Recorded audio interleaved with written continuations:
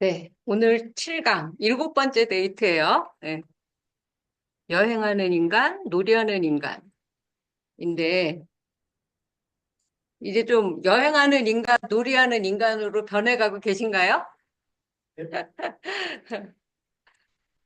오늘 5월 16일이고, 금요일 오후 1시입니다. 저는 K클래식 콘텐츠 연구소의 정진원입니다. 오늘은, 어, 라즈기르라는 인도 발음이 라즈기르고 우리는 그걸 번역해서 왕사성 이렇게 얘기하고 왕사성은 옛날에 어떤 나라의 수도였을까요? 오늘 대한민국 현재 수도는 어디죠? 서울이죠. 그런 것처럼 이 라즈기르도 옛날 어느 나라의 수도였어요. 어느 나라일까요? 인도 어느 나라? 예, 마가다국이라고 해요. 예, 마갈타국 뭐 이렇게 말해도 돼요. 예. 그리고 오늘은 이제 기서결에서 조금 더 그 이제 구체적으로 공부하는 기승전결. 아마 이런 공부들은 우리 학교 다닐 때 다 들어보셨을 거예요. 그쵸? 그러나 그거 교과서에 있는 거 기승전결 따지기만 했지 내가 기승전결을 생각하면서 글을 써본 사람 별로 없을 거예요. 그래서 쉬운 것들을 계속 잡고 반복하면서 우리가 이제 글 쓰는 걸 친숙하게 여기고 읽는 것도 친숙하게 여기고 그랬으면 좋겠다는 생각에서 오늘은 좀 그런 이야기들을 많이 해드리려고 합니다. 음, 요걸 안 고쳤는데, 예.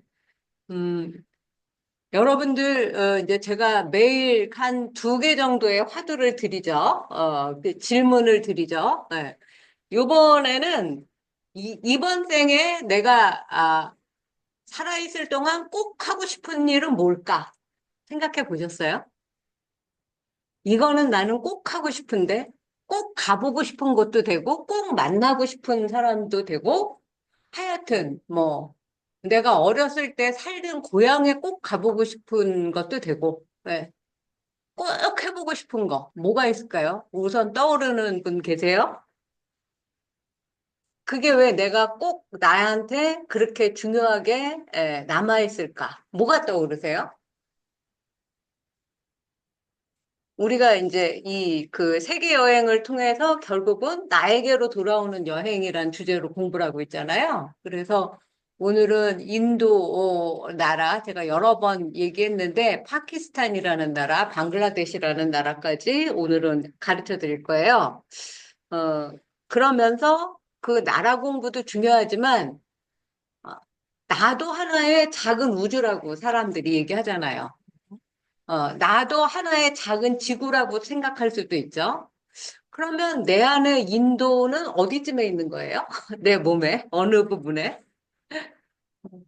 한국은 어디쯤에 있고, 어, 오늘 공부할 파키스탄, 방글라데시는 여태까지 한 번도 생각을 안 해보셨다면 발꿈치에 있을까? 그런 것들도 한번 생각을 해보시면 좋을 것 같아요. 이번 생에 꼭 하고 싶은 일 뭐가 있을까요? 김은순 선생님? 저는 좀 여행을 해보고 싶어요. 여행. 인도 갔다 오고 독일 갔다 오니까 예. 저도 외국에 음, 여행을 한번 음. 해서 하고 싶어요. 어디를 꼭 한번 가보고 싶은 데가 있어요?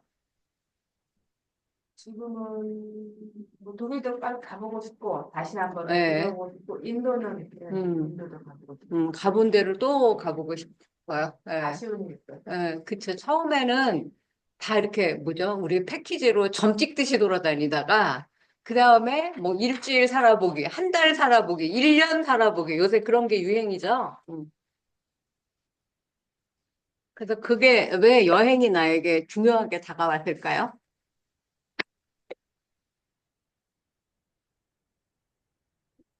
넓은 세계를 알고 싶어서요. 그 전에는 우리나라 제일 먼저 어디 여행해 보셨어요?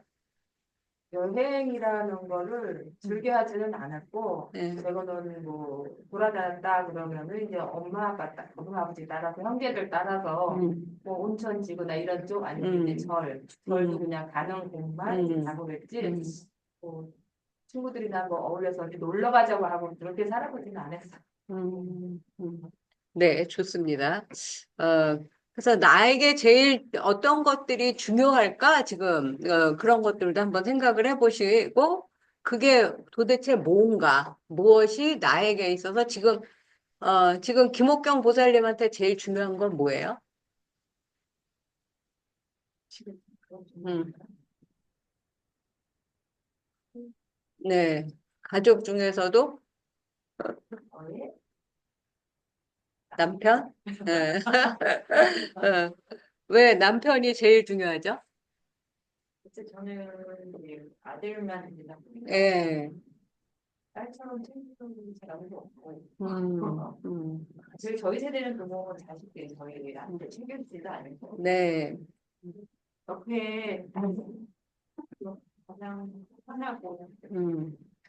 제가 엊그제 그런 비슷한 얘기를 이 두 부부가 굉장히 서로 아껴주고 그 남편분도 애처가로 우리가 다 이제 그 공식 인정하지 않았습니까? 네.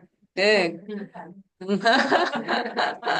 근데 그 뭐지? 최민수 부부가 있잖아요. 그 최민수라는 배우 부부가 그 부인이 나와서 이렇게 짧게 그 쇼츠라고 요즘에 많이 뜨는 거에서 봤더니 자기는 다시 태어나서 1000번이라도 최민수랑 결혼을 하겠다는 거야, 다시. 근데 우리가 알다시피 최민수가 얼마나 결혼하고 사고 뭉치였어요. 근데, 왜 그러냐고 물어봤더니, 그 최민수라는 배우가 항상 그 부인의 장점을 그렇게 얘기를 해준대요. 너는 어쩌면 이렇게 잘하니? 너는 어쩌면 이렇게 이쁘니? 이런 얘기를 진짜 막 그 눈에서 진짜 그 사랑이 가득한 눈으로 그렇게 생각을 한다는 거예요. 근데, 이거는 조금 이제 저기 뭐지, 하여튼 그 번외의 이야기인데, 제가 어렸을 때 그 최무룡 강부자네 집 옆집에 살았대요. 전 기억도 안 나. 예. 근데 맨날 둘이 싸우고, 하여튼 그때 이제 김진미하고 그 이제 외도를 해가지고 이제 그 이혼을 하게 되고 뭐 그렇지 않았습니까? 근데 어쨌든 그 부인이 그 자기의 진짜 엄마 강효실이라는 배우랑 되게 많이 닮았어요, 사실은. 그래서 그 어떤 그 모성에 대한 그 엄마에 대한 그리움 같은 게 거기에서 부인에게서 찾는데 이 부인이 굉장히 현명하게 대처를 하는 게 아닌가라는 생각이 들었고, 어, 그런 얘기를 또 이제 제가 어디서 인터뷰하는 걸 들었는데, 이 남편이 그때 미스 코리아 대회에서 무슨 노래를 불렀나 사회를 해서 만나게 됐잖아요. 근데 막 엄청난 인기를 가지고 있는 거를 자기는 그 캐나다 교포에서 몰랐는데, 나중에 결혼하고 보니까 더더욱 대단한 그 이제 배우인 걸 알고, 늘 주변에 여자들이 최민수를 좋아하고 따라다니고 그랬대요. 그래서 바람을 피기만 하면 나는 이혼해야겠다. 이렇게 마음을 먹었는데 그것만 안 하고 상상도 못한 사고를 계속 일으켜갖고 그거는 아니니까 이혼을 못하고 지금까지 살았다. 뭐 이렇게 얘가 이제 입담이 좋아져가지고 그런 얘기를 하는 걸 들었는데 지금 이 두 부부도, 이제 서로 그렇게 아껴주고, 특히 이제 그 남편, 이제 그 박상구 선생님께서 부인을 정말 사랑하는 게 굉장히 많이 느껴지거든요. 그죠? 그래서 정말, 요즘 보기 드문 부부예요. 우리 박수 한번 쳐드릴까요? 음. 그리고, 그래서 이제 남편이 왜 나에게 중요한가. 그래서 나는 남편에게 무엇이 고마운지, 무엇이 미안한지 이런 거 한번 뭐가 제일 고마워요? 생각해 보시고 써보시면 좋겠다.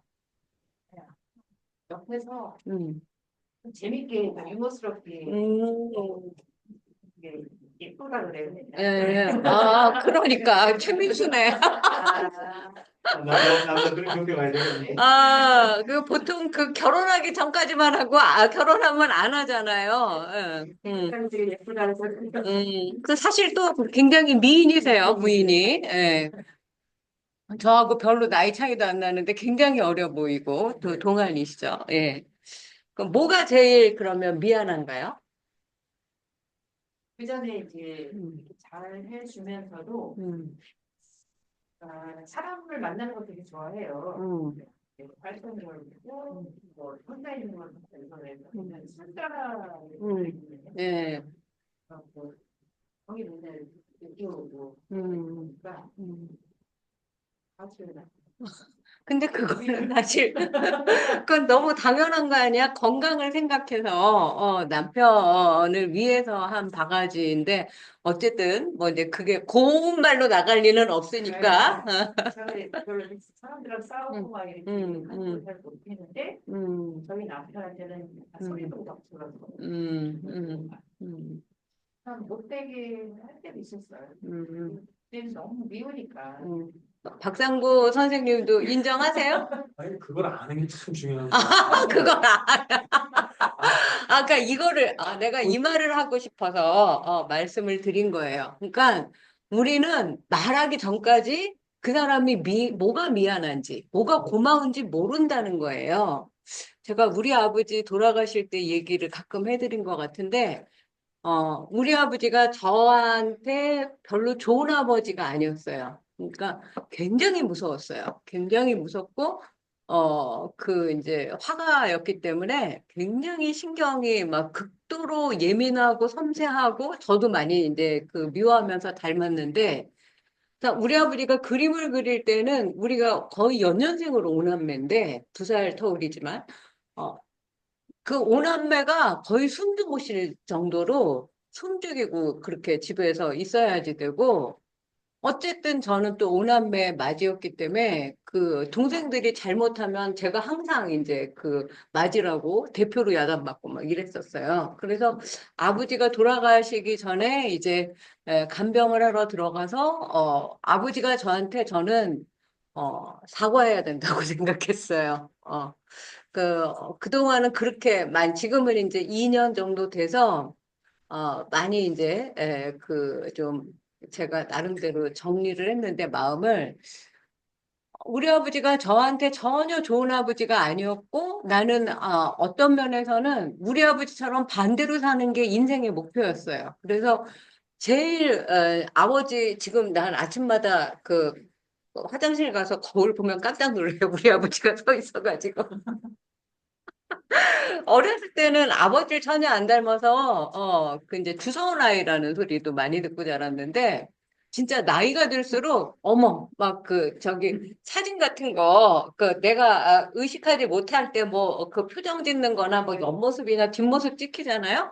그것도 영락없는 우리 아버지인 거예요. 근데 우리 아버지한테 제가, 하시고 싶은 말씀이 있으면 하시라고 그랬어요. 간병, 이제 그 중환자실에 들어가서. 그랬더니 우리 아버지가, 인생은 아름답고 세상은 감미로웠다. 이런 표현을 임종계처럼 남기셨어요. 근데 나는 사실 듣고 싶은 게 너한테 미안했다라는 말이었다는 거죠.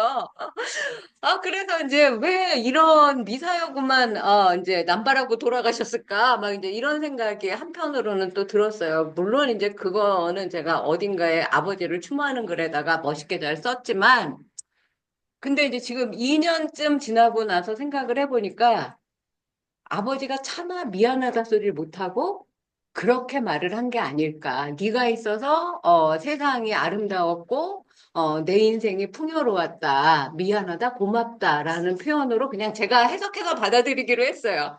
그러니까 여러분들도 특히 가족 간에 가까운 사람한테는 친구라든지 뭐 혈육이라든지 미안하다, 고맙다 소리를 거의 못하거나 들어보지 못한 채 이렇게 서로 헤어져서 사는 경우가 많은데 저는 그래서 이제 앞으로는 진짜 많이 미안하다, 고맙다를 하면서 살아야겠다. 실천하면서.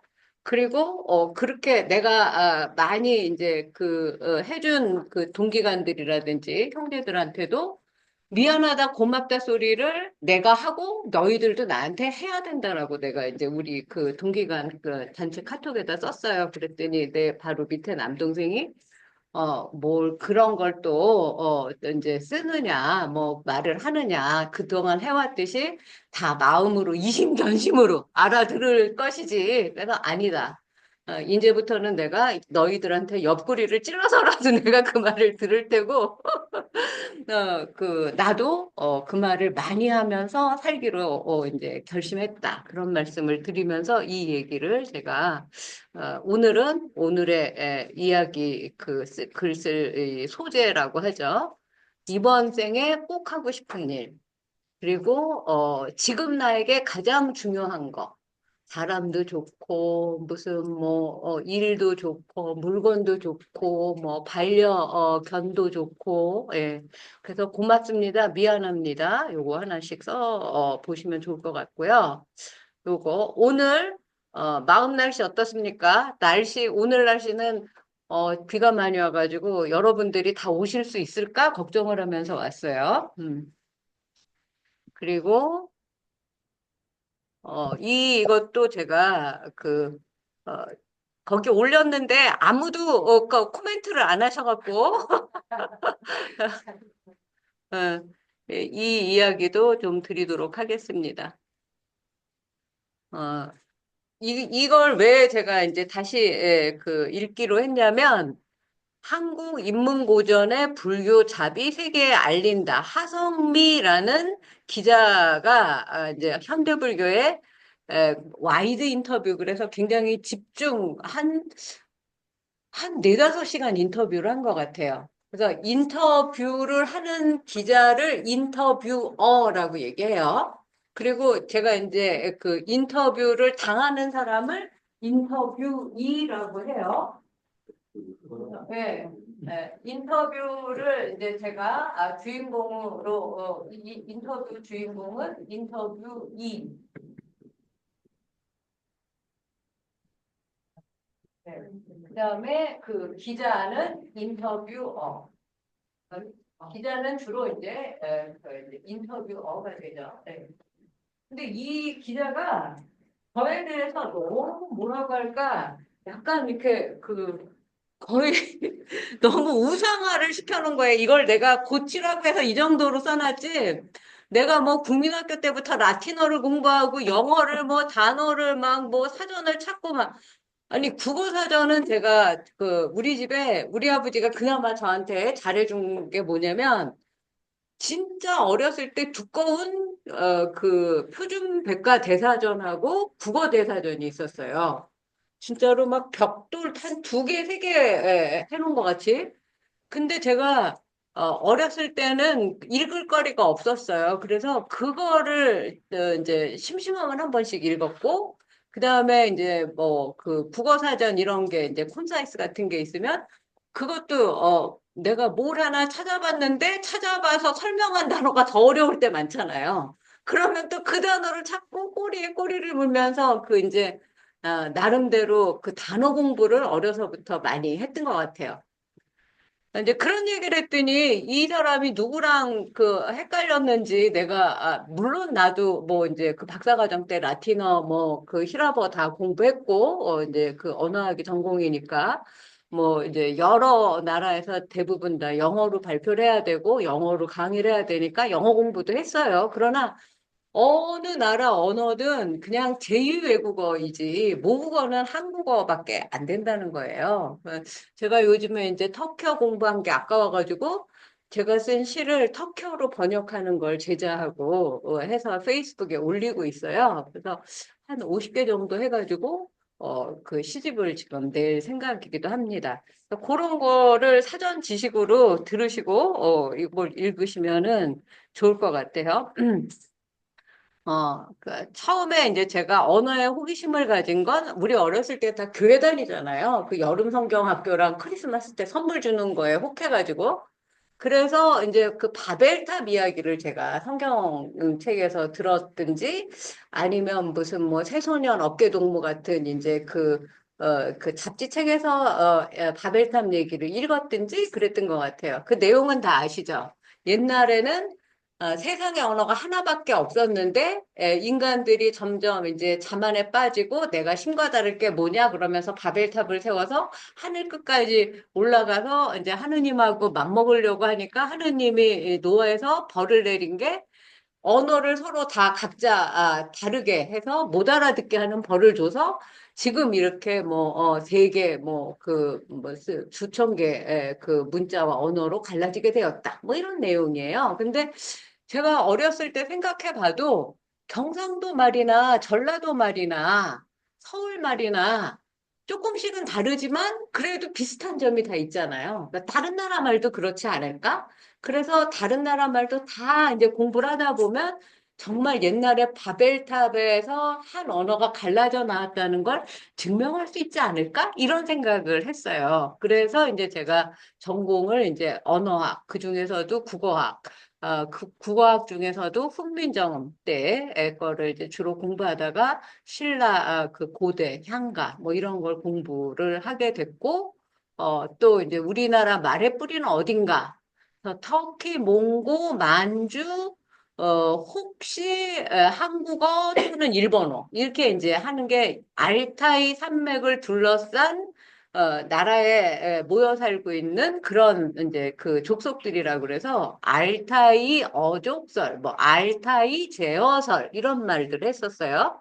그래서 이제 그런 이야기, 언어는 세상을 이해하는 열쇠의 역할을 한다. 근데 이 기자가 이미 나에 대해서 미리 이제 사전에 뭔가 이렇게 여러 자료를 찾아보면서 자기가 쓰고 싶은 주제가 있었던 거예요. 그래서 내가 하는 말을 다 자기가 쓰고 싶은 데에다 끼워 맞춰 놓은 거여서 나는 이게 너무너무 사실은 마음에 안 들어서 잘 안 읽어봤어요. 근데 뭐 사람을 살리는 문자, 언어를 향한 호기심, 불교로 이어지다.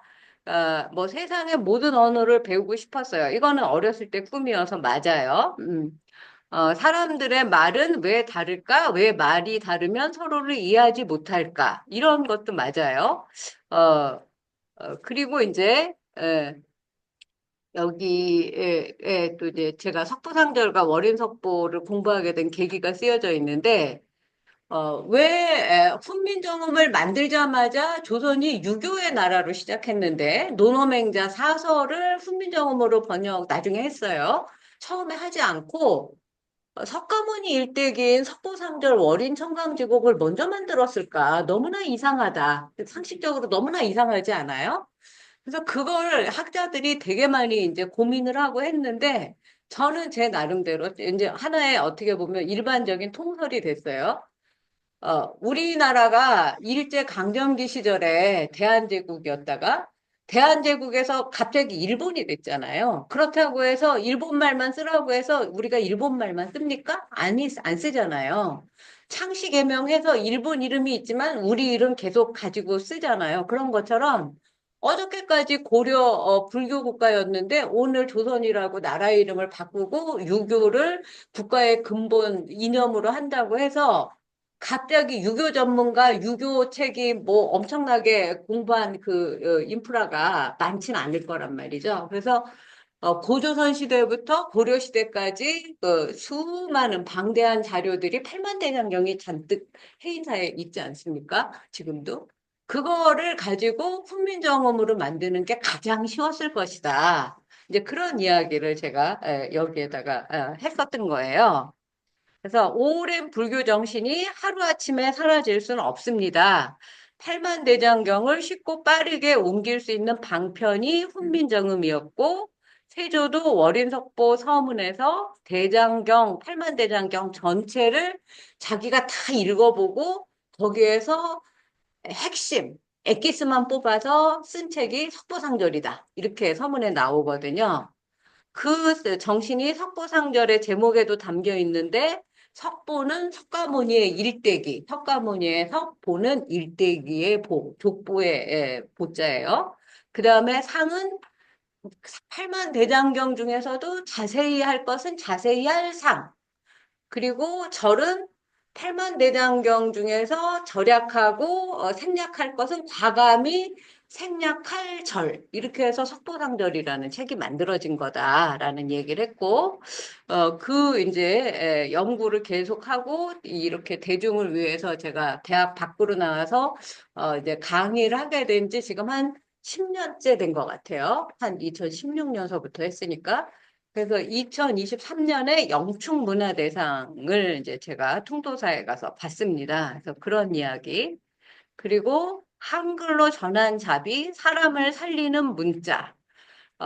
이것도 사실은 여기에 쓴 내용하고 조금 다른데, 제가 이제 한 2, 3년 사이에, 그 이제 가족이 두 분이 연달아 6개월을 이제 그 간격으로 돌아가셨어요. 그러고 나서 사실 지금도 조금 힘든데, 제가 지금까지는 글자를 연구하고 글자를 가지고 학자라고 살았지만 그거는 그냥 껍데기 글자를 공부했던 것 같다는 생각이 들고 내가 정말 글자를 몰랐으면 내가 지금 어떻게 살고 있을까라는 생각이 들 정도로 그 어렵고 힘들고 막 죽겠는 감정을 하루 종일 썼어요. 그냥 하루 종일. 견딜 수가 없어서. 내 감정을 어떻게 주체할 수도 없고, 내가 어떻게 미쳐버릴 것 같기도 하고, 뭐 그냥 살고 싶지 않기도 하고, 뭐 하여튼 그래서 그 힘든 감정을 내가 막 글로 쓰면서 그때 이제 우리 어머니나 할머니 세대들이 다 여자들은 그 학교도 못 가게 하고 글자도 못 배우게 하고 공부도 안 시키지 않았습니까? 그래서 우리 외할머니가 매년 겨울마다 가스말이라는 병으로 곧 돌아가시게 됐다고 매년 겨울마다 우리가 다 그 시골에 외갓집에 내려갔었어요. 할머니 오늘 안에 돌아가실 거라고. 근데 지금 생각해 보면 할머니는 그 감정을 그 꺼내서 어떻게 그 글로 쓰거나 또 어디다가 말할 때도 없고 하니까 화병이었던 것 같아요. 그래서 내가 글자를 배우고 글자를 내 맘대로 쓸 수 있는 게 얼마나 그야말로 진짜 나라는 사람을 살리는 일이었다. 이 3년 동안은 시로 등단한 것도 사실은 그래서 제가 이제 시를 그 오랫동안 쓰긴 했지만 그 등단할 생각까지는 없었거든요. 그런데 이제 그 시로 풀어내고 뭐 이렇게 에세이로 풀어내고 뭐 이런 책을 그 경전을 번역하는 것으로 풀어내고 해서 글자를 안다는 거. 나를 표현할 수 있고 기록할 수 있다는 것은 사람을 살리는 일이다라는 걸 제가 진짜 체득했거든요. 근데 그런 내용은 안 써 있어요. 뭔가 나를 뭔가 막 무상하는 그 되게 미사여구만 잔뜩 써 있어요. 그래서 이 인터뷰가 딱히 내 마음에 들지는 않습니다만, 예. 그리고 이제 요거는 제가 살던 곳에 7,000년 된 히타이트 유적지가 있었어요. 그래서 이게 이제 큐르테페라는 곳인데, 이게 이제 발굴 단장, 이분이, 발굴 단장이고, 이제 저랑 같이 터키에서 한국어를 가르쳤던 서울대 언어학과 박사인 선생님이고, 이 친구는 고려대 고고미술사학과 대학원생이었는데, 이 터키로 유학을 와서 이 발굴단에 끼었어요. 그래서 이제 이 친구 소개로 단장님도 만나고, 하필이면 그때 뭐가 발굴됐는데, 이 텔레비 방송국에서도 나와가지고, 저도 졸지에, 이제 인터뷰를 하는 건데, 이걸 보고 어떠냐, 뭐 이런 걸 물어봤을 거 아니에요? 근데 제가 2000년도에 갔을 때는 이게, 3000년 된 유적지였어요. 근데 그 사이에 7,000년 된, 20년 후에 갔더니 7,000년 된 유적지로 바뀐 거야. 그러니까 7,000년 된 유물이 나온 거죠. 20년 사이에 3,000살을 더 먹은 유적지가 됐더라. 내가 이제 이렇게 얘기했더니 여기 있는 이제 인터뷰어가 막 재미있어 하면서 그 웃었던 그런 이제 에피소드를 제가 이제 이야기를 했었고, 그리고 제가 2000년부터 2002년까지 그리고 돌아와서는 동국대 그 불교학과 대학원에 다시 들어가서 공부하고 2010년도에 헝가리 부다페스트 대학에 다시 가서 이제 또 한국학과 교수를 하고 그런 이야기들이 쓰여 있어요. 그리고 이제 거기에 헝가리의 그 한국학과 학생들이 K-팝으로 대표되는 뭐 그 K 드라마, K 영화 뭐 다 우리가 공부해보고 다 알겠는데 어느 정도 그러면 이제 우리한테 니네는 한류 K-팝 말고 K-팝으로 대표되는 현대 문화 말고 우리 대충 다 알았으니까 그 다음에는 뭘 준비하고 있는데? 라고 물어봤어요, 저한테. 그러니까 이제 교수님, 한국에서는 K-팝플러, 그러니까 한국의 현대 문화는 이제 충분히 우리가 다 많이 섭렵을 했어요. 그렇다면 그 다음에 우리한테 뭘 알려주려고 지금 한국은 준비를 하고 있나요? 이렇게 물어보는데 나는 솔직히 말하면 K-팝 세대도 아니에요. 그리고 학생들이 케이팝에 열광하고 그럴 때 나는 이제 그거에 관심도 없었어요. 근데 가가지고 제가 그때 누가 제일 유명했냐면 김기덕이라는 영화 감독이 제일 유명했어요. 김기덕, 박찬욱, 또 누구지? 그 요즘에 잘 나가는 또 몇 명 있잖아요. 그 누구예요? 봉준호? 예. 그런데도 그 중에서 나는 제일 싫어하는 사람이 김기덕인데 그 봄, 여름, 가을, 겨울밖에 안 봤어요. 근데 김기 덕후가 말이지 막 이러는 거예요. 항상 김기 덕후가 누굴까? 막 이제 알고 봤더니 김기덕의 영화가 유럽에서 굉장히 하여튼간에 크게 높이 평가를 받고 있었고 또 이제 제가 또 나름대로 막 또 연구를 하다 보니까 김기덕이 프랑스에서 유학을 하면서 그 영화에 대한 기법이라든지 유럽 사람들이 이제 좋아할 만한 그런 소재들을 많이 다루는 이제 한국적인 영화 아니면 인간의 아주 그 근본적인 악이라든지 뭐 이런 거 우리가 들여다보고 싶지 않은 그런 그것들을 이제 많이 그 표현하는 그런 감독이었던 것 같아요. 그래서 K-팝은 어느 정도 알겠는데 그 다음에는 뭐가 있느냐는 질문에 아 이것도 내가 이렇게 안 했는데 이것도 짧게 답하지 않고 오랫동안 고심해서 대답을 하고 있는데 이게 왜 제대로 안 나왔지? 그때부터 와서 제가 삼국유사를 그 학생들한테 고전을 가르치기도 하고 헝가리에서 다시 돌아와가지고 제가 두 번째 박사 논문 안 쓰려고 그랬는데 삼국유사의 한국학 콘텐츠 개발 연구라는 제목으로 이제 그 케이팝을 그 다음 단계로 진화 발전시킬 수 있는 것은 한국의 고전 삼국유사라든지 월인석보 같은 데 있다라는 거를 주장하고 있습니다. 지금도. 그래서 제가 지금 저기 연구소 이름도 K 클래식 콘텐츠 연구소라고 하고 있죠. 네. 음, 그리고 이제 제가 터키어랑 한국어로 한자 교재를 만들었어요. 근데 요거는 그 표지는 학부생이 그리고 번역은 박사과정 학생이 이제 터키어로 같이 번역을 두 사람이랑 같이 했고 그래서 이제 공조로 만든 이제 한자 책인데 우리나라는 한글만 있지 않고 한자어가 한 7, 80% 있잖아요. 그래서 한자어를 모르면 한국어를 잘할 수가 없어요. 그래서 이제 한자어 교재를 만들었다는 그런 이야기들을 했는데, 그러니까 인터뷰어의 그 생각이 너무 자기가 이렇게 미리 정해 놓으면, 인터뷰 주인공이 아무리 4시간, 5시간 얘기를 해도 제대로 잘 전달이 안 되는 인터뷰이다라는 말씀을 드리고 싶어서 제가 그 글을 공유를 했으니까 한번 예, 집에 가서 천천히 읽어보시고 그럼 나는 인터뷰도 한번 해보세요, 여러분.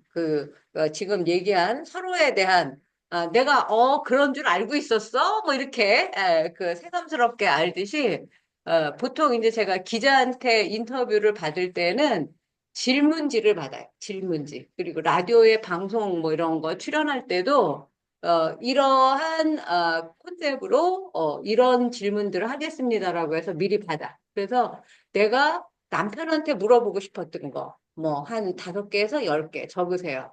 또, 어저께, 스님하고, 긴 통화하셨다 그랬죠? 스님하고, 통화하면 나는 이거 물어봐야지. 이것도, 이제 메모해서 적으셨다가 저한테 얘기해서 들려주시고. 네, 그렇게 해주시면 좋을 것 같아요. 어, 윤민자 선생님, 어떻게 네, 들으셨어요? 네, 선생님 그동안에 어려운 일 많으셨는데 특히 그 어려울 때 시를 쓰시고 또 에세이도 쓰시고 그래서 글로 풀어낸다는 것은 나를 살리는 일이다. 그게 너무 감명 깊었습니다. 아, 네, 선생님, 감사합니다. 예.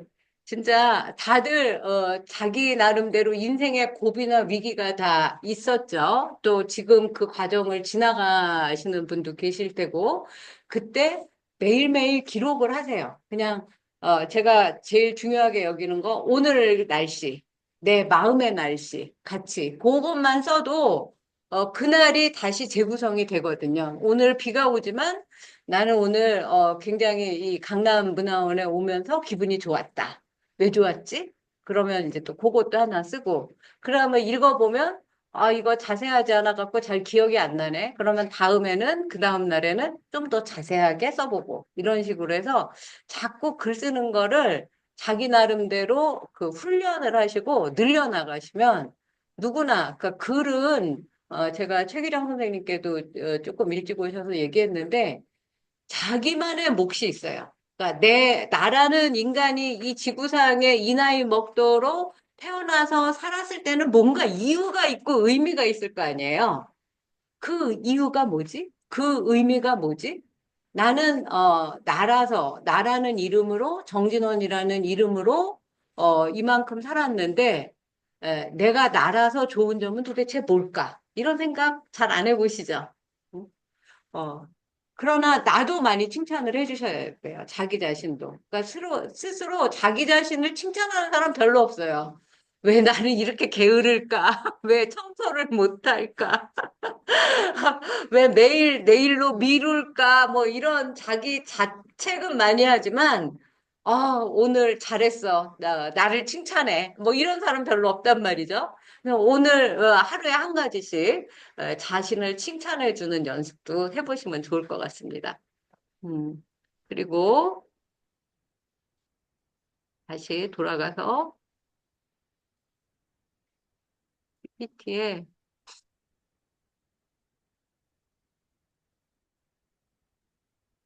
이게 아닌데 오늘은 제가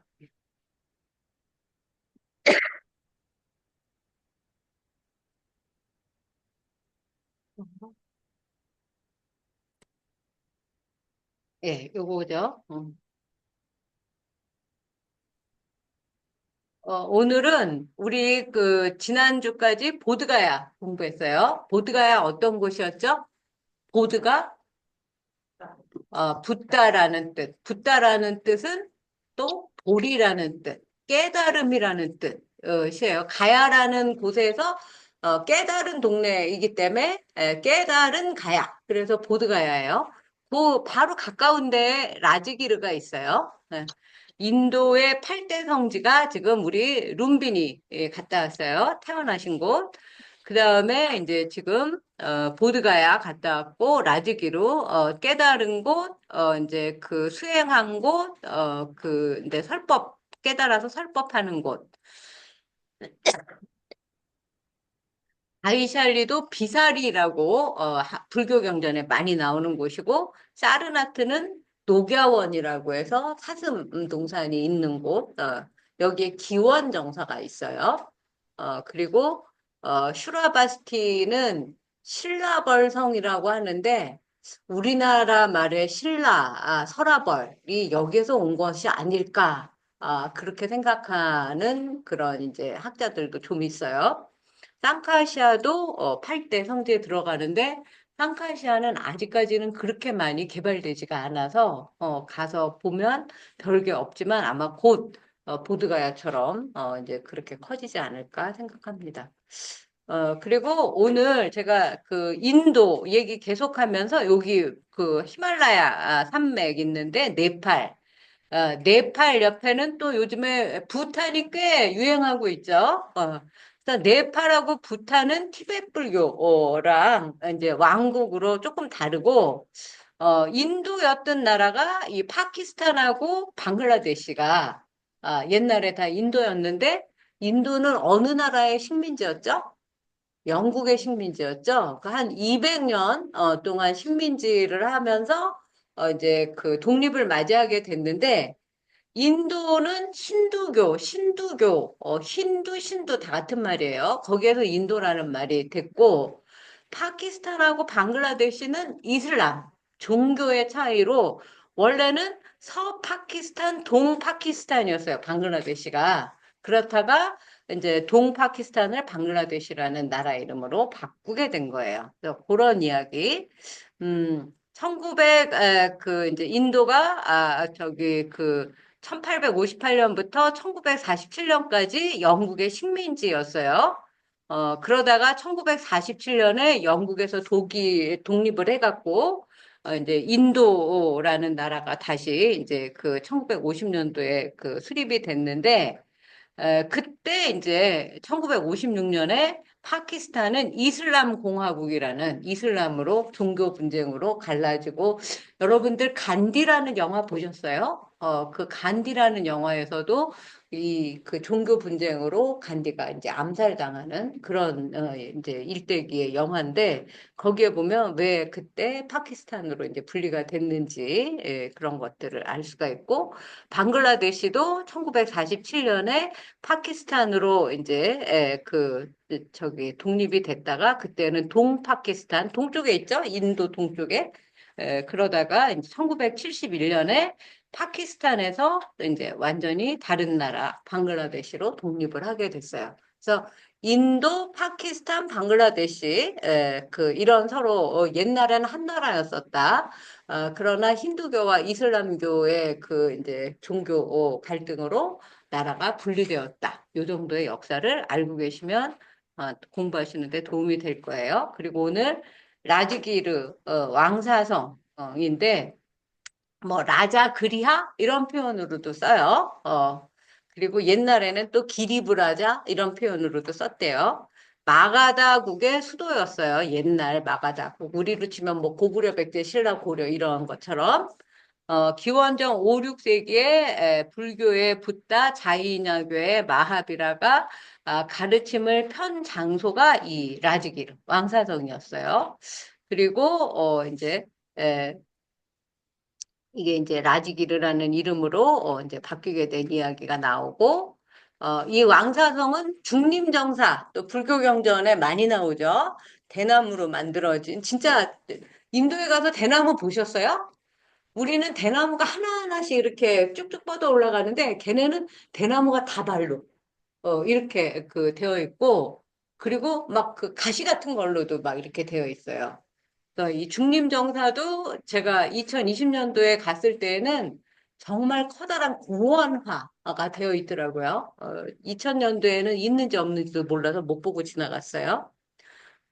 그리고 왕사성에는 이제 그 불교를 보호해 주려고 했던 빈비사라왕 하고 부인이 있었고 거를 이제 박해했던 아들 아자타사트루의 이야기도 이제 많이 불교 경전에 나옵니다. 이 이야기도 나중에 할 수 있으면 할게요. 그리고 붓다의 수자자였던 사리푸트라라고 하고요. 목건년 줄여서 목년이는 목갈라야나가 이제 인도 말이고, 그리고 이제 부처님이 돌아가신 다음에, 이 부처의 가르침을 전한, 이제 제일 나이 많은, 부처님보다도 나이가 많았다 그러죠. 마하가섭을 마하카샤파라고 해요.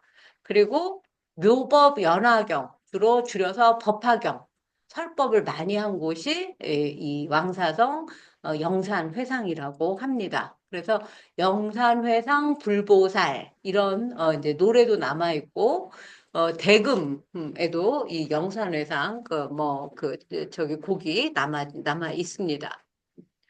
그리고 오늘은 그동안 계속 화두와 주제 이야기를 했는데 화두와 주제는 어떻게 다를까요? 화두는 우리가 뭐라 그랬죠? 불교에서 깨달음을 얻기 위해서 24시간 잠들거나 깨어 있을 때나 화장실 갈 때나 밥 먹을 때나 숨 쉴 때나 숨을 안 쉴 때나 늘 머릿속에 이것이 무엇인가 주로 이목고 아니면 없을무, 무자 화두를 많이 이제 우리나라에서는 쓰죠. 근데 그 말이 이제 점점 변해서 글을 쓸 때 이제 시작하는 그 계기나 생각을 이제 화두라는 표현으로 써요. 요즘 정치계의 화두는 뭐죠? 대선이죠. 뭐 이런 식으로. 예. 그러니까 화두는 글을 쓰게 된 계기나 궁금증 같은 걸 화두라고 해요. 그래서 이제 그 제가 늘 얘기하지만 궁금증 이거를 계속 끌고 나가야 되는 거예요. 왜 그렇지? Why? 어, 이게 무슨 뜻이지? 내가 왜 이렇게 느꼈지? How? 그래서 어쨌단 말이지? So what? 이런 것들을 이제 끄집어내는 걸 우리가 화두라고 하고, 이거는 뭐 오늘 아침에 비가 왔다. 아, 굉장히 뭐라 그럴까 집에서 비 오는 거 소리 들으면서 음악 듣고 있으면 굉장히 낭만적이지 않아요? 그렇지만 이렇게 또 막 그 폭우를 맞으면서 공부하러 와야지 되면 갈까 말까 또 나를 엄청 그 갈등에 이제 그 놓이게 만들죠. 뭐 이런 것들도 화두가 될 수 있어요. 오늘 아침에 갑자기 버스가 뭐 그 노사 분쟁으로 안 왔다. 이런 것도 화두가 될 수 있고 친구가 갑자기 나를 피하는 것 같다. 이런 것들도 그 화두거리가 되는 거예요. 그래서 이런 평범한 경험에서 그 생각이 이렇게 문득 딱 떠오를 때 이걸 내가 화두로 삼을 수 있는 거예요. 오늘따라 아들 생각이 나네. 오늘따라 친구 생각이 나네. 뭐 이런 것들도 다 화두가 될 수 있습니다. 그럼 주제는 뭘까? 주제는 내가 그 화두로 이끌어낸 데에서 중심 생각, 사람들한테 그걸 그 빌미로 해서 시작한 글을 이런 뜻으로 전달하고 싶은 그 중심 내용, 중심 생각, 핵심을 말해요. 그래서 주제는 글 전체에서 말하고 싶은 핵심 메시지예요. 어, 뭐 어려운 부탁을 할 때 우리가 단도직입적으로 나 이것 좀 해줘 이렇게 말 못하죠 우리. 오늘은 어떻게 왔어? 뭐 요즘 어떻게 지내? 뭐 이상한 그 변죽을 울리는 소리 한참 한 다음에 혹시 나 좀 도와줄 수 있겠니? 뭐 혹시 돈을 꿔줄 수 있겠니? 뭐 이렇게 하게 되잖아요. 그리고 이제 글을 끝까지 읽고 나면 읽고 난 다음에 사람들이 이 사람은 이 글을 쓰면서 이걸 말하고 싶었구나 이렇게 느끼는 게 주제예요. 오늘 버스가 되게 안 와서 버스를 놓쳤어. 지각했어요. 그래서 버스를 놓친 덕분에 버스는 왜 안 올까? 버스가 오는 동안 또 내 그 생각을 또 기피할 수 있는 그런 좋은 점도 있잖아요. 그러니까 제가 공덕동에 살아서 경의선 숲길을 아침마다 걷는데 동네 친구가 있어요. 동네 친구랑 같이 이제 걸으면 친구랑 이런 얘기 저런 얘기 요즘 일어나는 일상 얘기를 할 수 있어서 되게 좋아요. 근데 또 혼자 걸으면 그야말로 철학자의 길이 돼서 좋아요. 그러니까 내가 가지고 있는 뭐 고민, 내가 이제 오늘은 이렇지만 내일은 어떻게 할까? 그리고 앞으로 어떤 일을 어떻게 처리할까? 뭐 이런 것들. 예. 오늘 할 일을 생각해서 어떻게 해야지라고 생각하는 것도 좋고, 문득 떠오르는 이제 제 딸은 지금 일본에서 그 직장에 다니고 있는데, 오늘은 딸한테 연락을 한번 해볼까? 뭐 이런 이런 것들도 다 이제 그 예시가 될 수 있어요.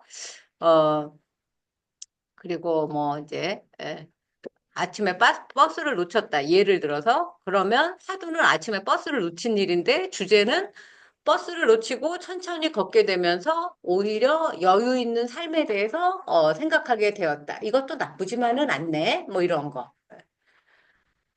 그리고 이제 요걸 정리를 하면 화두는 글의 출발점, 주제는 글의 중심 생각. 어, 그리고 이제 예를 들면 화두는 불을 피울 때 불씨라면 주제는 이제 불이 피면 불이 환하잖아요. 그 환한 그 불빛이라고 할 수 있어요. 불씨가 있어야 불이 붙게 되고 불이 붙어야 빛이 생긴다. 글도 마찬가지다.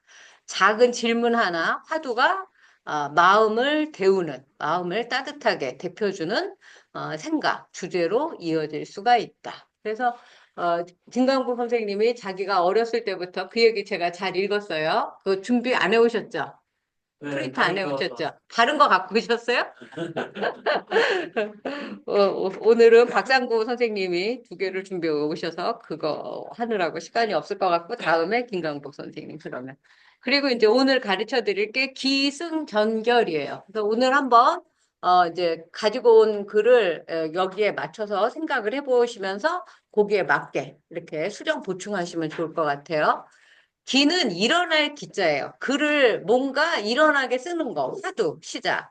승은 이어나갈 승자예요. 글을 이제 떠올렸으면 이걸 써야지라고 썼으면 그걸 전개해 나간다. 할 때 이을 승자 써서 전개. 전은 전환, 바꾸는 거예요. 그러니까 계속 그냥 요새 친구를 못 만났다. 친구가 무슨 일이 있나? 그 친구는 나하고 언제부터 친구다. 막 그러면서 초등학교 때, 중학교 때, 대학교 때 늙어서 막 이렇게 막 줄줄이 쓰면 승만 계속 있는데 그 친구는 나한테 굉장히 도움을 많이 주는 친구였는데 요즘 갑자기 연락이 안 된다. 이거에 이제 전환이죠. 그동안 좋은 친구였다가 갑자기 연락을 끊었어? 왜? 이렇게 될 때가 전환이에요. 근데 이제 결론. 이제 이 친구한테 알고 봤더니 무슨 일이 있어서 아니면 나에 대한 오해가 있어서 아니면 나에 대한 어려움을 알고 오히려 배려를 해주느라고 뭐 이런 것들을 이제 친구의 소중함을 그래서 이번에 더 알게 됐다. 뭐 이런 식으로 쓰시면 되는 거예요. 그래서 기승전결. 그전에는 기서결, 서론, 본론, 결론, 이렇게, 했다면, 그래서 요거를 제가 무소유 법정 스님 글 다 아시죠? 난초를, 이제 애지중지 키웠어요. 그쵸? 기는 스님이 난초를 기르기 시작했어요. 그러니까 너무 아끼고 정성껏 돌봐서 이제 마음을 쏟았는데, 요새 내가 이걸 이제 준비하느라고 그 무소유를 다시 한번 읽었거든요. 이 난초에 대해서 내가 집착을 하고 있다는 걸 알게 된 계기가 봉선사의 운어 스님을 만나러 가면서 알게 됐다는 거야. 몰랐죠? 그거 알고 있었어요? 그래서 제가 봉선사에서 이제 처음 이제 절에 다니면서 불경을 배웠는데 저의 스승인 월운 스님의 스승이 운어 스님이에요. 그리고 한글 대장경으로 지금 동국대 역경원에서 번역을 시작한 것도 운어 스님이에요.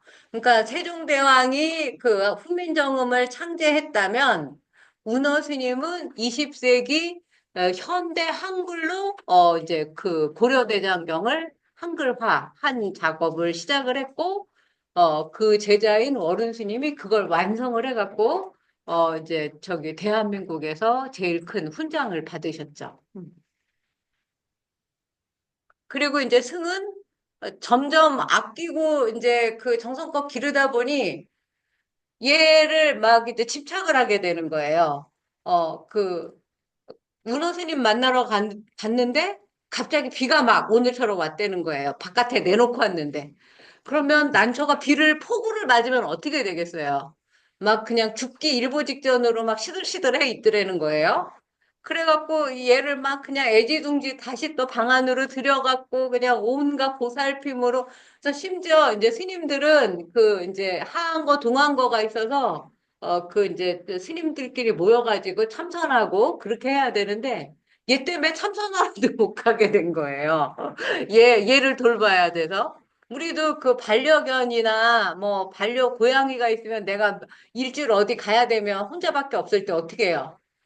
네, 네, 누구한테 맡겨야 될지 너무 저희도 어렸을 때, 우리 애가 어렸을 때 강아지를 한 마리 키웠는데, 이제 얘가 너무 짖어가지고, 우리가 이제 그 시댁에 명절에 이제 갔는데, 관리실에서 전화가 온 거예요. 그 강아지가 온 아파트 를 울릴 정도로 막 죽기 살기로 짖으니까 빨리 이 얘를 어떻게 하라고. 그래서 막 다시 되짚어서 왔던 그런 이제 경험이 있거든요. 그래서 자기가 그 아끼고 사랑하는 난초 때문에 그 얽매이고 있구나라는 걸 이제 깨닫게 되는 이야기가 승이고 저는 그래서 스님은 결국 자신이 난초를 소유한 게 아니라 난초가 자기를 소유하고 있다는 사실을 깨닫는 거예요. 그리고 이제 그 집착을 버리고 난초처럼 은은한 향기가 나는, 이제 지인이 왔길래 그걸 난초를 막 이제 그 부러워하길래 얼른 선물로 줬다는 거예요. 그래서 결론은, 무소유의 진정한 의미는 난초를 내려놓은 뒤, 이제 마음이 가벼워지고 자유로워졌다. 무소유란, 아무것도 갖고 있지 않는 것이 아니라 필요 이상을 가지고 집착하지 않는 것이다. 불필요한 것을 가지지 않는 것이다. 어, 아무것도 갖고 있지 않는 게 아니라 내가 하나만 있어도 돼. 근데 왠지 두 개 있으면 더 좋을 것 같잖아요. 뭐, 요새 저는 그래요. 뭘 살 때에도 이것도 아메리카노도 마시고 싶고 카페라떼도 마시고 싶어. 그럼 막 이제 고민하다가 옛날에는 하나만 골랐는데 에이, 두 개 사. 뭐 이제 이렇게 되는 거죠. 옷도 까만색 티셔츠를 사고 싶었는데 옆에 보니까 흰색 티셔츠도 마음에 들어. 그럼 또 막 이제 옛날에는 그거 결정 장애로 못 사고 그냥 집에 와요. 근데 지금은 아이 두 개 사. 그렇게 되는 거예요. 그 집에 계속 쌓이니까 이제 집에 남편이 제발 한 개를 버리고 한 개를 사라고. 물건이 계속 쌓이기만 하니까 우리가 아파트는 죄다 이제 그 한정된 공간이 있어서 그야말로 이제 잘못하면 쓰레기집이 돼서 텔레비에 나오지 않습니까, 요새? 그런 거. 요게 이제 기승전결이에요. 예. 그리고 이제 무소유의 기승전결 다시 기는 법정 스님이 난초를 애지중지 예뻐하고 사랑하고 길렀다. 승은 시간이 지나면서 난초가 내가 집착하는 게 아니라 난초가 나를 소유하게 만들었다. 그래서 과감히 결별을 선택했다. 스님은 소유하지 않는 자유를 이제 알게 됐고, 무소유란 말이 집착 없이 필요한 것만큼만 가지는 것이라는 걸 이 난초를 기르고, 이제 그 떠나보내면서 깨닫게 되었다. 이런 이야기인데, 이걸로 이분은 하여튼 뭐 평생 베스트셀러 작가가 되시는 거죠. 그리고 기서결은 우리가 황진이 시조로. 아니면 뭐, 여러분 외우는 시조 어느 거 있어요? 동창이 밝았느냐? 뭐, 노고지리 우지징단가? 그 다음에, 아이는 상계안이 일어났느냐? 저 넘어, 사례김밭을 언제 갈려? 하나니. 이런 거. 그러니까, 해가 떴는데, 일해야 되는 애는, 어디 갔느냐? 오늘 하루 종일 갈아야 될 밭이 저렇게 기다리고 있는데, 요 세 줄로 기서결이 돼요. 이 서를 승과 전으로 나누는 걸 오늘 우리가 공부를 한 겁니다. 네. 여기까지 하도록 하고요. 네. 어,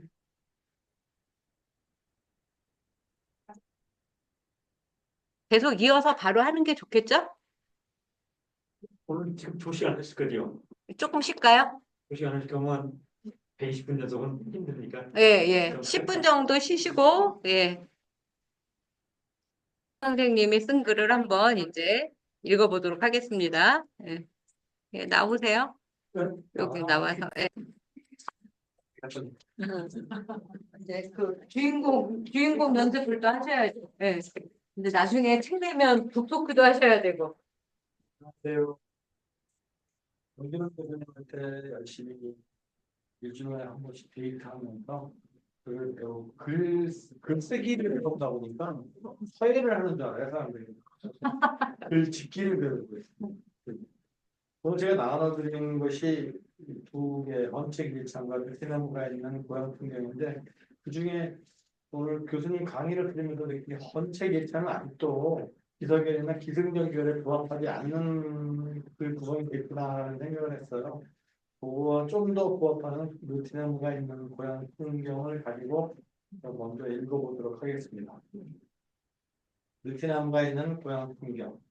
저희 고향은 안수 이북인 양주랑 팽나무와 유사한 느티나무가 집 앞 마을 입구에 정자목으로 살고 있습니다.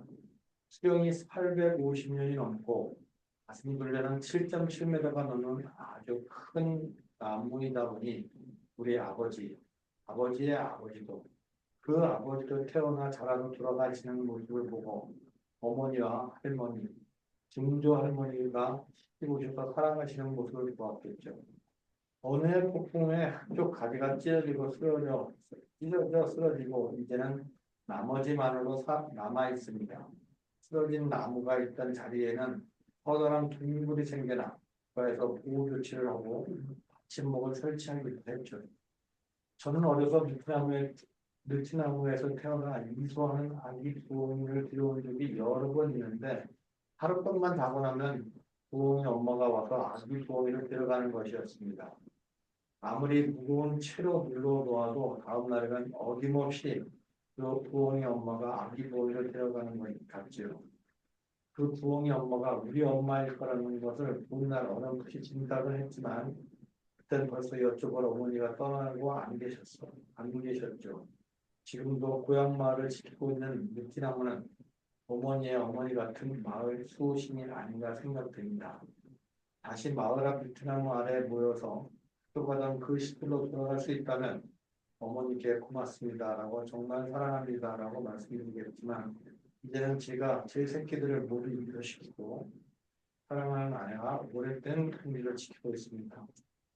5월 가정의 달이 다 가기 전에 어머님 선택을 타고 계시네요. 이제 50년도 넘었는데 한번 또 맨날 베트남 가족들도 만나보고 이번에는 꼭 어머니, 아버지 고맙습니다 하고 하고 오겠습니다. 오, 아니, 조금 이제 질문을 받으셔야 돼요. 제가 지금 저기 뭐야 찾아봐. 황방님 맞아요? 네. 황방님. 네. 저기 나무를 보내드렸는데, 오 진짜 엄청 멋있는데요? 예, 그참 짧은 말씀 어떤 사진인지는 모르겠는데 사진 중에 그 주위에 빨간 지붕이 나오는 집이 있는 사진이 있어요. 간혹 그 빨간 지붕이 저희 집이거든요. 아 그래요? 지금 있어. 네. 그 겨울나무 있는데. 네. 네. 오. 빨간 지붕이 있는 집이 제가 태어나고 자란 집입니다. 지금은 아무도 안 살고 누가 뭐 세달라고 몇 번을 줘봤는데 집만 망가뜨리고 그래서 빈 집을 있고 1년에 한 서너 번씩 가서 이렇게 우리 캠핑하고 여기로 나 1박 2일 가야 될 것 같은데요? 기도 들어오고 물도 들어오는데 가면 하루씩 자고 오고 사람 지금 인간이 아버지가 물려주는 것도 없앨 수는 없고 그렇게 살고 있습니다. 질문 받겠습니다. 아직도 심심한데요? 근데 생각보다 많이 늙어서 베트남으로 수명이 800년이래요. 근데 850년 됐으니까 수명을 다 하고 천수를 누리고 지난 나무예요. 장사.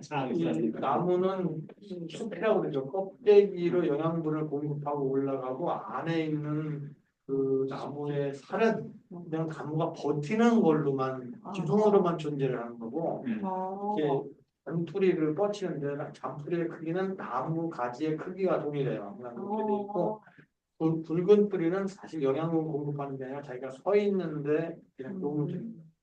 왜 그러냐면 제가 사실 나중에 또 그런 식으로 하니까 이제 퇴직을 하고 조경을 배우러 다녔어요.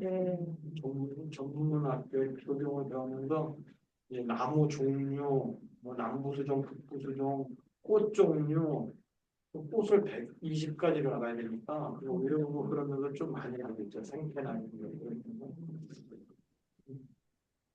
이거를 쓸 때는 몰랐는데 읽으니까 모르겠어요. 엄마 생각했구나. 예. 아니 아, 그러니까 이게 전에 그 베트남에 대한 글을 한번 써보고 싶다는 생각을 해본 적이 있었어요.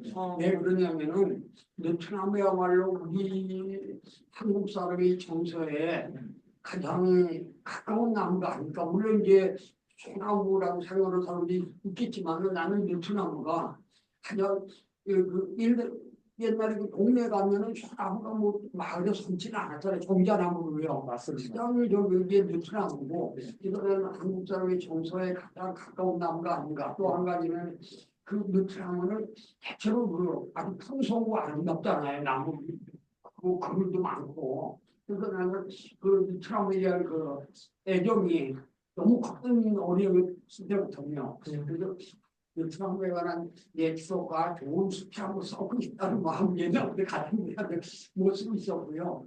또 제가 어느 직장에 근무할 때도 우리 직장 앞에 큰 베트남가 있었어요. 그걸 바라보는 즐거움.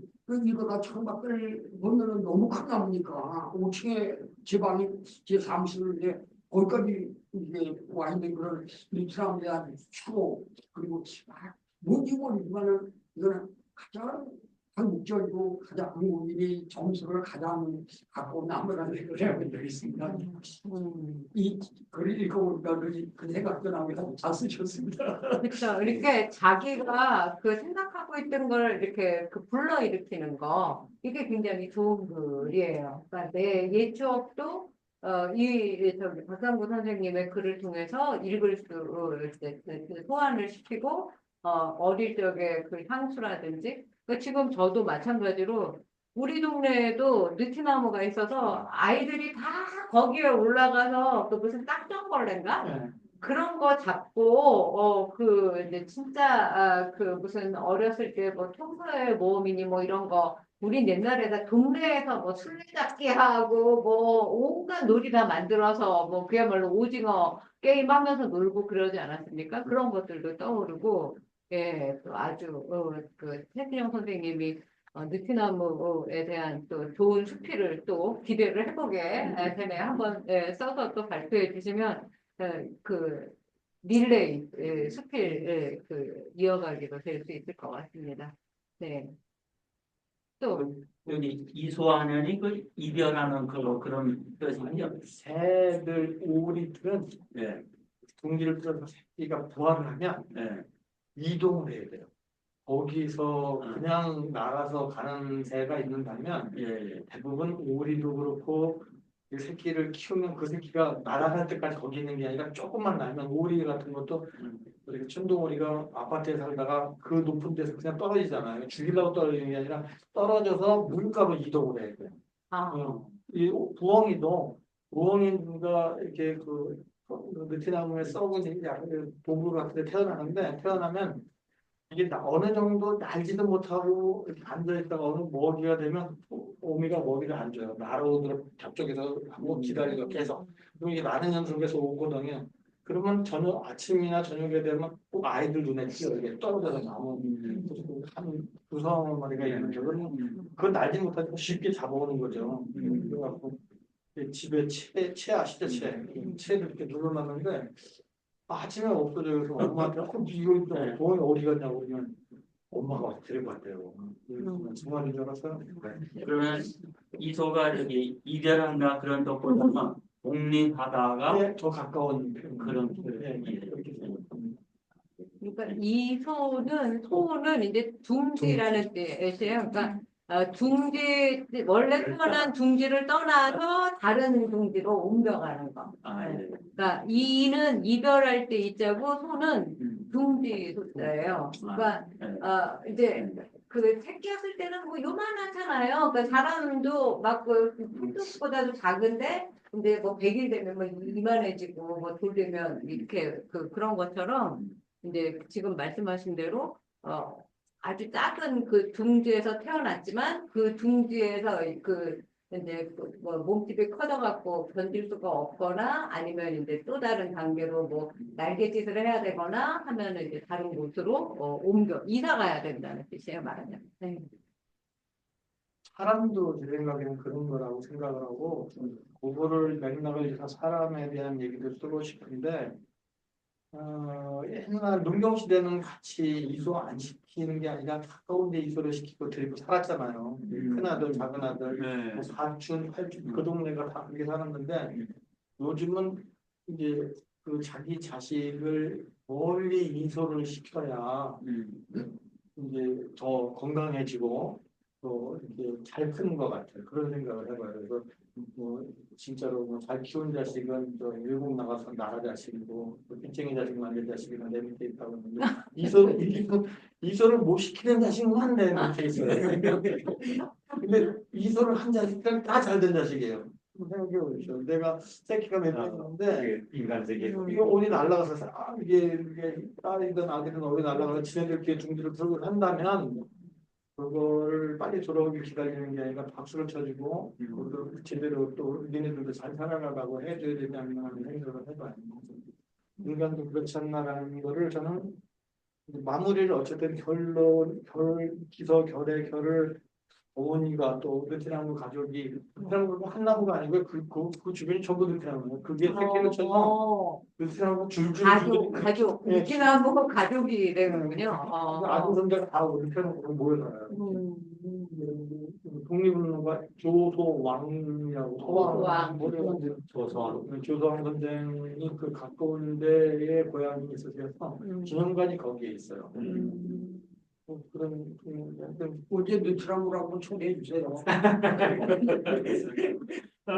여름에 날 좋은 날이 되면 글 보니까 진짜 그 정이 가요. 교수님 모시고 한번 가서 네, 좋을 것 같아요.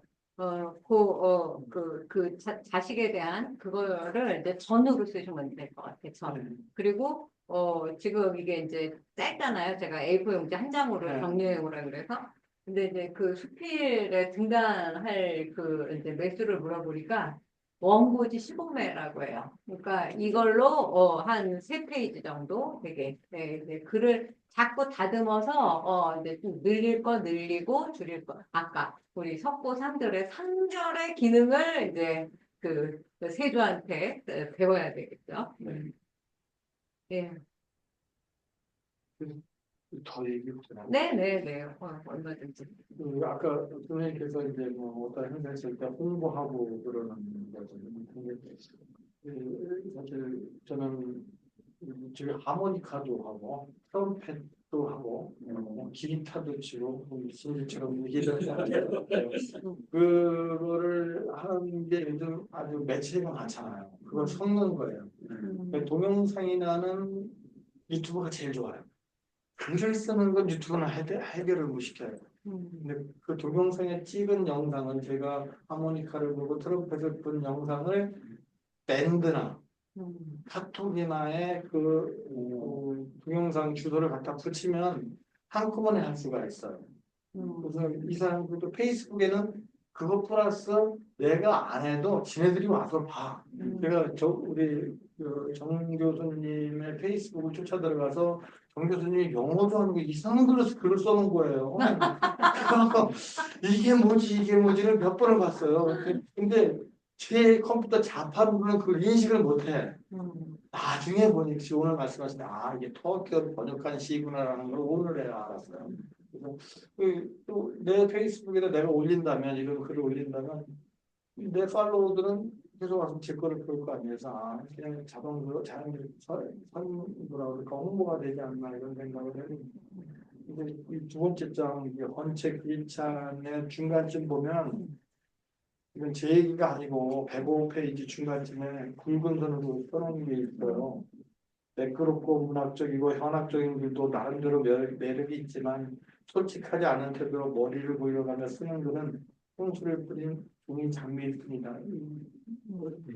이게 저희가 이진상 선생님의 글에 있는 거를 제가 가져왔어요. 근데 그게 저는 어떤 누군가를 제가 헌책을 하나 샀는데 누가 밑줄을 확 쳐놓은 거예요. 그리고 접어놓고 책을 좀 접어놓고 밑줄을 확 쳐놓은 거예요. 그래갖고 어머나 그 페이지를 엄청나게 읽었어요. 내가 오늘 읽었는데 이게 지금도 아마 내가 글을 쓰는 일을 한다면 이게 아예 나에 대한 어떤 지표가 되지 않을까라는 생각을 자꾸 하게 됩니다. 네. 윤민자 선생님, 혹시 그 느티나무 있는 풍경 어떻게 읽으셨어요? 네, 너무 멋졌어요. 그 멋졌어요? 고향, 네, 고향이라는 생각 떠올리면 항상 그 엄마 생각이 항상 나잖아요. 그리고 네. 그 엄마 부엉이가 새끼 그 부엉이에 관한 이야기 또 아무튼 참 그 옛 엄마를 굉장히 생각하게 하는 네, 음. 그런 멋진 글이었던 것 같아요. 네, 네, 엄마를 고맙습니다. 생각하게 하는 멋진 글. 예, 네, 좋습니다.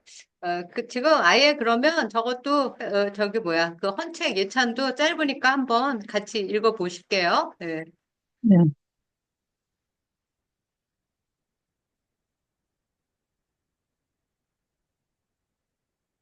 예, 읽어 보세요. 원책 예찬.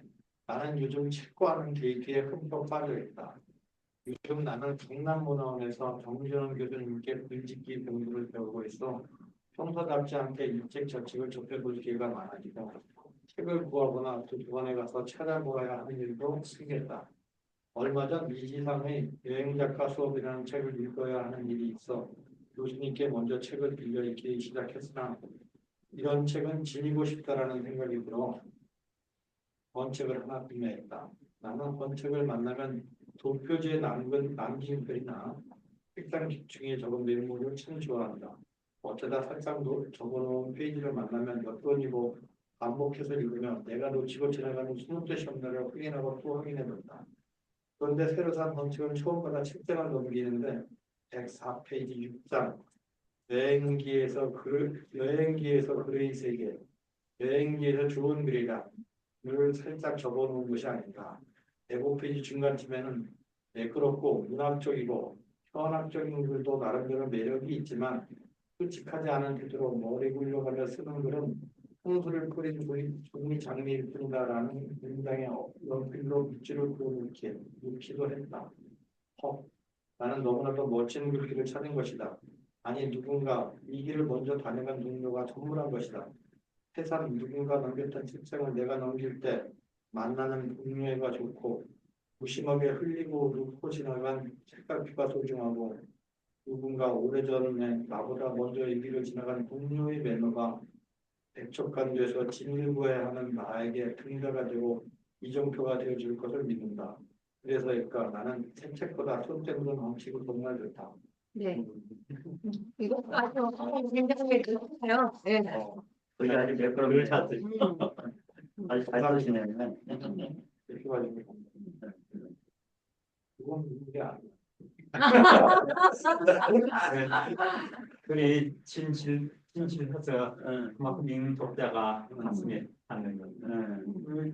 진짜 그냥 지나가는 얘기가 아니라 이 굴곡게 임대된 인물이 제가 혹시나 문학 활동을 한다면 아마 영원히 나한테 바이블처럼 여기서 벗어나지 말아야겠다라는 생각을 주게 하는 것 같아요. 지금도 제가 흔들리지 아니고 지금 최근 그런데 책을 그 손만 뻗치면 닿는 곳에 이 정지상 선생님의 여행작가 소리랑 지금 한곡도 있어요. 그래서 필요하면 들어서 보는데 그 부분은 사실 저는 전혀 군 생활을 한 20년 넘게 하고 마지막에 계룡대 그때가 계룡대에서 마쳤는데 거기에 계룡시에 계룡문학회라는 문학 동아리가 있어요.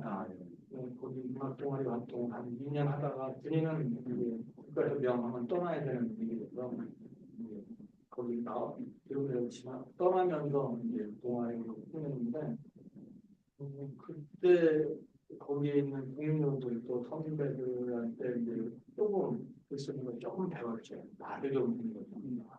이런 재미난 말이 뭐 이렇게 개간지였어요. 그런 개간지를 내면서 작품은 최소한 5작품만 내야 되는. 근데 주로 시로 응단을 하지는 않았어요. 알려만 자존심도 있는 많은 니네들하고 얼마나 이런 게 있어요. 그걸 쓰면서 요즘은 다시 시보다는 선생님한테 수필을 쓰는 것을 새로 배우고 글을 늘리는 것을 배우는데 집중하고 있습니다. 사실 시는 팩트만 딱 던져주잖아요. 나르고 있는데 천천히 이렇게 이런 뜻일까는 그냥 석양을 지금 놔두고 석양을 지는 걸 느껴지는 게 있잖아요. 아, 그거를 짧게 뭐한 길어야 10줄 지내서 탁 던져주고 읽는 사람에게 땅 때려주는 그런 맛이 있는데 이거는 그거보다 더 깊이 우려먹는 맛이 있더라고요. 그러다 보니까 그냥 그런 점이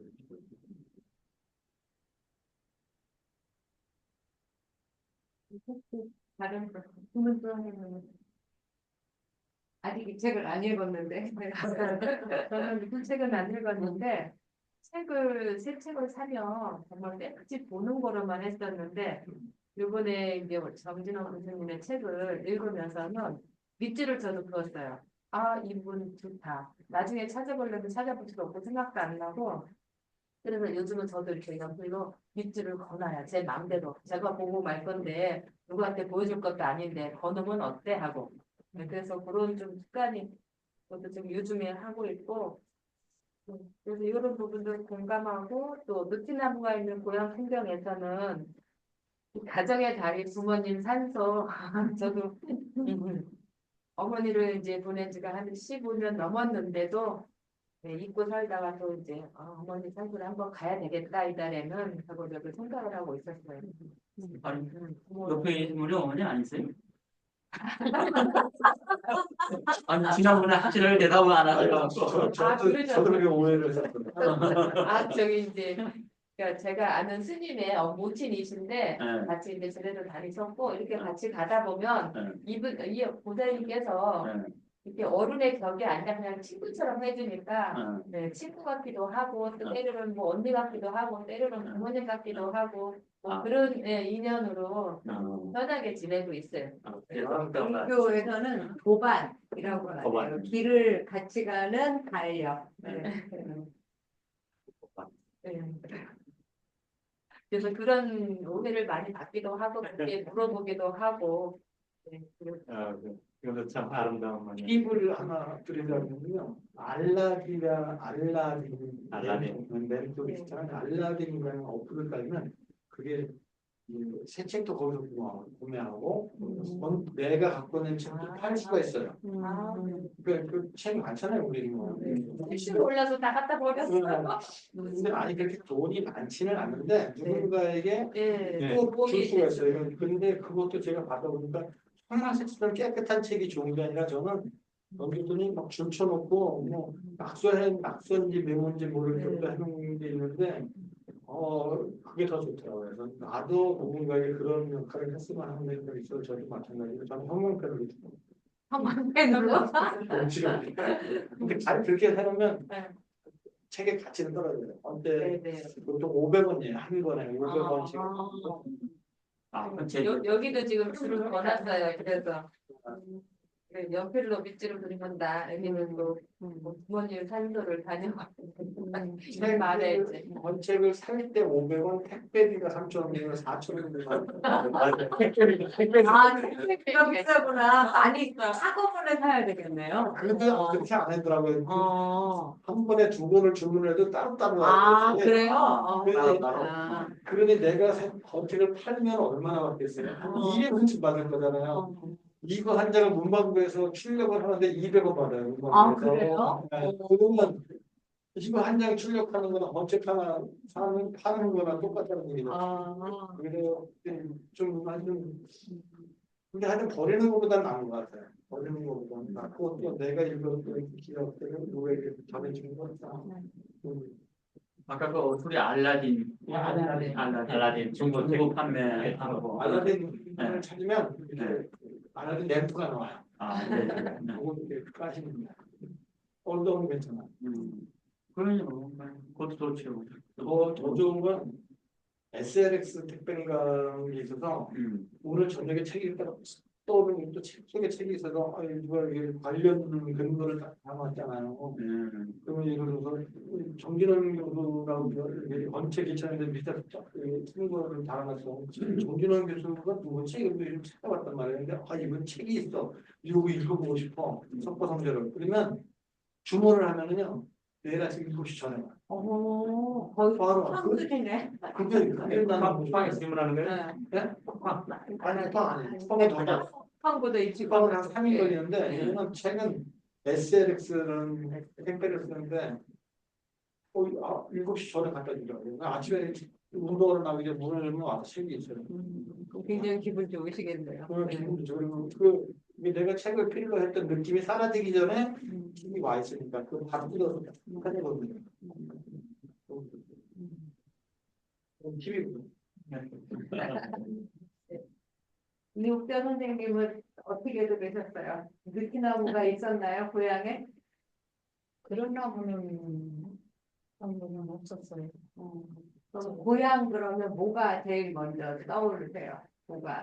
고향에 가면 제일 눈에 띄는 게 뭐가 있어요? 그냥 피부는 그 고문했죠. 네. 근데 뭐 그 선생님 정도 연세가 되시면 고향보다는 시댁이 더 고향에 산 거는 한 20년이고 시댁 와서 산 게 한 50년 되실 것 같은데. 근데 시댁에서는 안 살아봤기 때문에 경상도인데 안 살아봤잖아요. 서울에 있었어요. 그러면 네, 몇 번 그냥 가보면 있어요. 상주거든요. 시댁에. 상주, 네. 암나무 마냥. 네. 상주와 고향이세요? 아니, 시댁. 시댁이? 제 고향은 충청도 부여예요. 우리요. 네. 근데 다 양반이라서 아니 그 일본의 그 저기 도레인이라고 부르는 네. 그 키 크고 잘생긴 그 이제 그 저기 일본과 한국의 그 후손들이 그 이제 있잖아요. 그러면 거의 대부분 자기가 백제의 후손이라고 생각을 하고 부여에 가면 자기도 모르게 고향에 왔구나 이런 생각이 든다는 거예요. 네. 그래서 뭐 구두레라는 마을 있죠 부여에. 네. 네, 그 구두레 같은 게 생각나. 이제 저기 뭐 그 일본 말에 대단한 쿠다라나이 그러니까 그 보잘것없다가 이제 그 쿠다라가 아니다라는 게 이제 보잘것없다라는 뜻이거든요. 그래서 백제께 대단하다는 말이 남아있다. 그런 재밌는 게 있죠. 그리고 이제 제가 마지막으로 그거 하나만 더 여쭤볼게요. 그러니까 누군가 오래전에 나보다 먼저 이 길을 지나간 동료의 메모가 백척간도에서 진일보해야 하는 나에게 등대가 되고 이정표가 되어줄 것을 믿는다. 이거는 무슨 내용을 쓰고 싶으셨던 거예요? 먼저 책을 읽은 사람이 메모를 해놓고 줄을 쳐놓은 것이 그 책을 읽는 사람은 누구나 자기가 그 책을 잡으면서 원하는 목표가 있을 거예요. 목적이 있고. 그래서 나는 뭐 여기서 뭐 좀 위로를 받았으면 좋겠다. 아니면 뭘 했으면 좋겠다라는 게 있는데 나도 그 책을 하면서 막히는 경우가 있어요. 가다 보면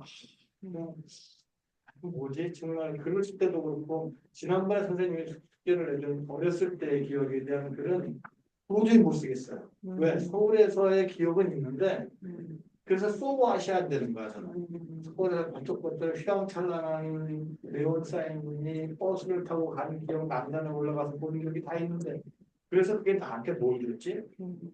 아무것도 없어요. 그 기억만 있지. 그게 난 딱 막혔었거든요. 근데 지금까지도 그건 그래서 그냥 메모만 해놓고 그거는 이제 계속 생각을 굴려가면 어느 때 저절로 풀려요. 그게 화두가 됐어요. 네, 저한테는 그게 화두가 돼갖고 계속 불리고 있어요. 그 사촌 형을 만났던 생각, 그 사촌 누이의 생각, 그분들이 아직 살아계시기 때문에 그것도 그런데 그래서 뭐 어떻게 할 거야. 그래서 서울에 와봤는데 기동을 서울 하는데 나는 그걸 연결시킬 수도 없고 그런데 그랬을 때에 누군가가 그런 글을 쓰고 거기에 대한 메모를 남겨준다면 나는 지표가 되고 그걸 힘을 하면 한 발짝 더 나갈 수 있지 않겠는가라는 생각을 한번 들었습니다. 저는 이걸 보면서 백척간도는 그 천길 낭떠러지에서 내가 발을 내딛는 거잖아요. 근데 이제 제가 처음으로 불교 공부하러 갔을 때 이 말을 배웠어요. 아니, 천길 낭떠러지에서 당연히 떨어질 줄 알면서 한 걸음을 더 내딛는 게 진일보하는 게 그거는 뭐 자살 아니야? 뭐 막 난 이렇게 생각이 들었단 말이죠, 처음에. 근데 예, 실제로 거기가 한 걸음을 더 그 하면 우리가 상식적으로 생각하듯이 진짜 추락을 할지 날아오를지 허공을 걸을지 안 해보지 않았느냐는 거예요. 근데 지금 선생님은 그 이제 지금 자기는 그렇게 생각하지 않지만 어쨌든 그 남들이 객관적으로 인정하기에 지금 병 중이시잖아요. 그래서 그걸 생각하고 쓰신 게 아닌가라는 생각을 일단 했어요. 예.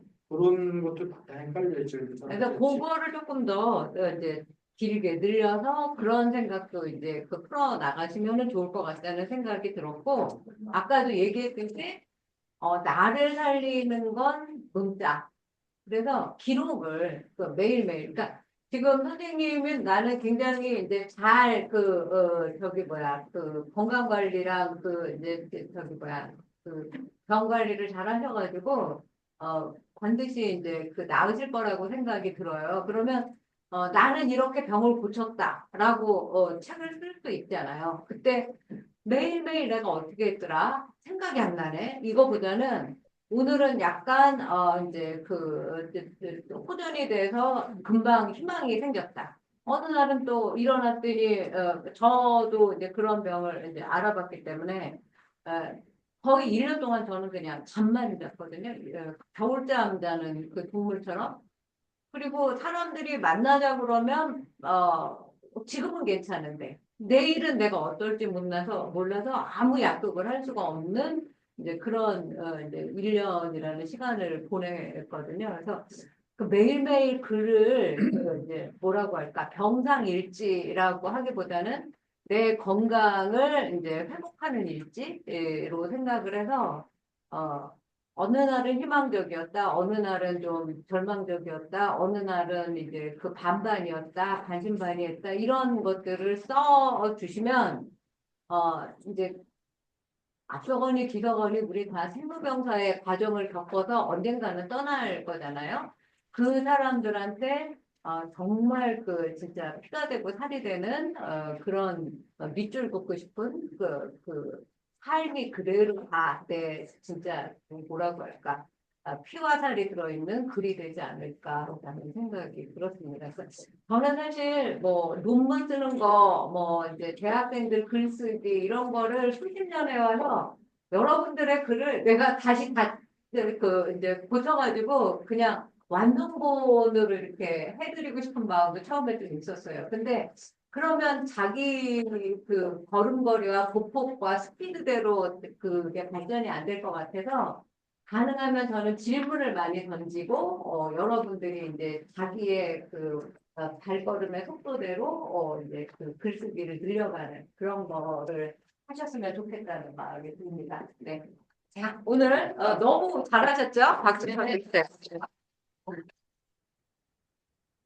자, 윤민자 선생님도 보시느라고 네, 열심히 수고 네, 많으셨어요. 자, 오늘은 여기까지 하도록 하겠습니다. 네. 네, 감사합니다.